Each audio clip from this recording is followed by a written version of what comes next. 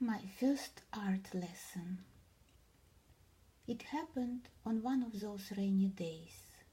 My aunt telephoned my family and with excitement in her voice announced that a one-of-a-kind art teacher was found for me and I may be as fortunate to become his student.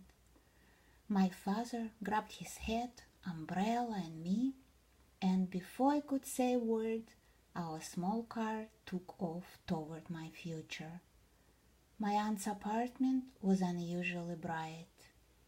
Japanese dolls, hidden inside glass bookshelves, seemed to have faces almost as noble as my aunt's face. The dolls usually patiently guarded great Japanese books, which my aunt so carefully translated into Russian, but today they wanted to be noticed. In the middle of my aunt's office stood a rather short man with a kind face. His brown eyes seemed to look inside himself as much as they looked at us. "This is Mr. Rapoport, and this is Irina," my aunt introduced us. "I am pleased to meet you, Irina.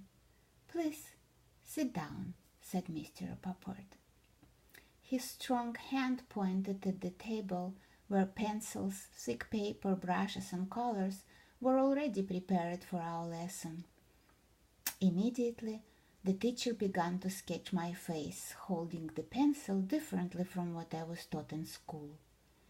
He practically held his palm upside down, so his thumb and not the index finger would push the pencil down. I was fascinated how quickly he finished my portrait. "Would you like to try?" asked the teacher, helping me place the pencil into a new position. "What would you like to draw, Irina?" "All the girls I know can draw dolls, and all the boys I know can draw cars." "Could you teach me to draw all the things I see?" I asked. The teacher's eyes sparkled, and he said, "I hope to teach you much more." "More than I can see?" I exclaimed, surprised. "Yes, and more than you can say. You will be able to draw thoughts and feelings."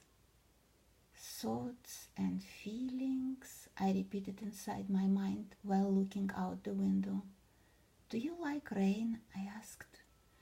He looked at me with compassion. I said, "Rain makes me sad, and if I am alone, I want to cry." "Everybody feels blue sometimes, and it's okay to cry," he replied, and then continued with a smile, "especially if you want to observe your tears in a mirror, because now I will show you how to paint one." He asked me to sketch the tear holding the pencil in a regular way.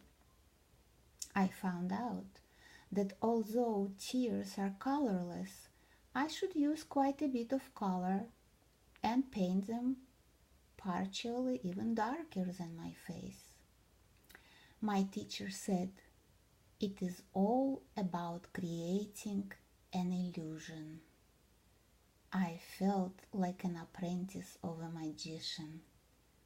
When the lesson came to the end, I told my teacher that I am very glad he was found.